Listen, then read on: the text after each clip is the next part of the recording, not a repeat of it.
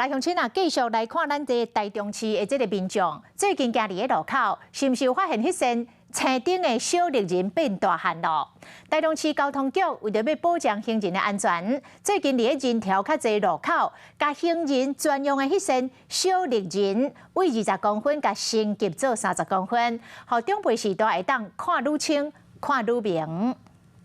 小绿人倒数。为着过路人安全，台中市交通局最近将20公分竖方的这个行人专用号志升级为30公分，安尼看起来加正清楚。行人穿越马路的时候，可能需要比较多的秒数，这些路口先实施。那每年还是会继续加强哦。 交通局嘛规划29个路口有行人的专用号志，安尼会使提高过路人的安全。